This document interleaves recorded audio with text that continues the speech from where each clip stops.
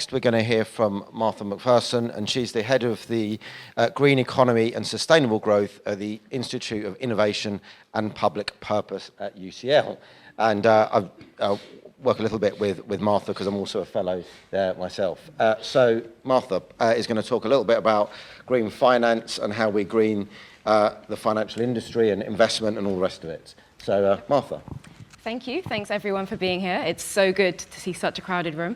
My name's Martha. I head up Green Economy and Sustainable Growth at the UCL Institute for Innovation and Public Purpose, or IIPP, to be quicker and shorter.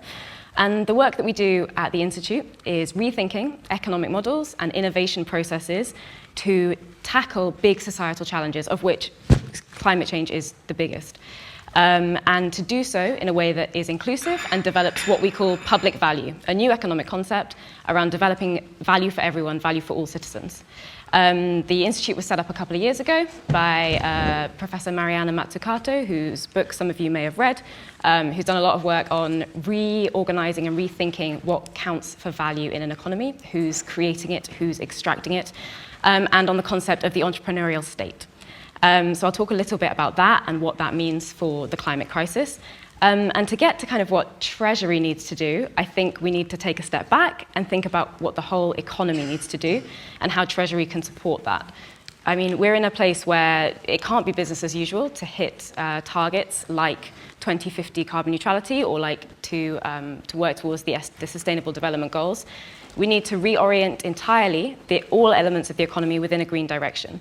And the gap we need to fill is an innovation gap, not just a technological innovation gap. We actually are on the way in many ways to getting to greener technology.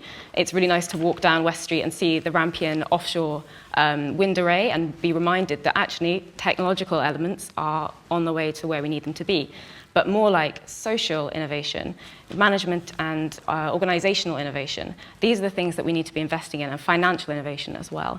And this kind of cross-sector innovation needs everyone to come behind it. We need multi-actor approaches. We can't silo people. And we need to, as Lisa says, leave aside our differences both politically and the differences that exist between the public sector, the private sector, and civil society and the third sector. These elements all need to work together because the green transition just doesn't happen in a vacuum. Renewables alone or the waste sector alone cannot get us to a green transition purely through innovating in a complete and utter vacuum. And it can't just be led by industry either. We need citizens on board, we need trade unions aligned, and we need everyone at the table to design a green transition that we want rather than have it handed down from above. So policies like industrial strategy, which I know was discussed here last night, cannot be a kind of vehicle for individual sectors. We can't be targeting specific sectors, automotives or aerospace or similar alone. Industrial strategy and other policies need to be challenge-led. They need to be governed by a long-term strategic mission. And missions need to be very long-term, very concrete, and outside of traditional political cycles. The climate crisis, solving the climate crisis, is a long-term mission. And this mission-oriented approach means not only working together, but actually creating a new market for the green transition. So it's not just that we sponsor individual initiatives that work together, but more that the public sector, the private sector, and the third sector create a market for the green transition to exist. This includes government. And missions, there's lots of different types of missions that that can be developed in order to think about the green transition. You can think about all the ocean plastic that we have and how much, taking percentage of it out of the ocean within the next 20 years. You can think about carbon neutrality mission, which is what we're talking about today. But in any case, you need to think about a long-term strategy. So at the Institute for Innovation and Public Purpose, we're doing a lot of work on mission-oriented innovation. We're working with towns, we're working with cities, we're working with financial institutions, we're working with, in particular, the Scottish National Investment Bank, which in the recent programme for government set a 0% carbon The Scottish National Investment Bank set up one of its key mission-oriented approaches to reach net zero carbon and support it as a financial institution. But currently, the evaluation and appraisal that governments use to look at new policy and existing policy are not ready for this mission-oriented approach.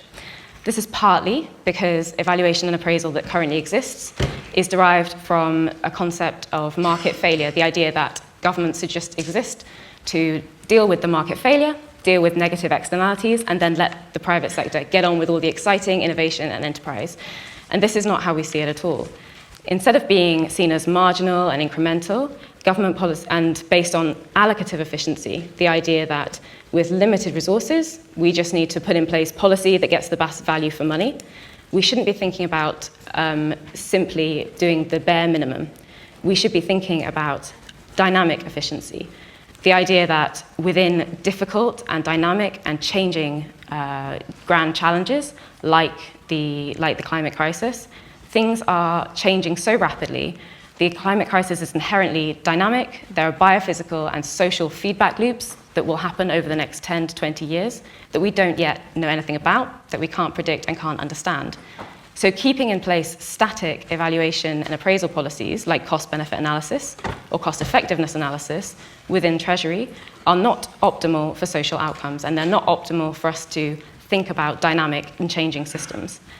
This is something that the Green Book says itself. It says thinking just about cost-benefit and cost-effectiveness analysis can't get you the outcomes that you need in terms of social value.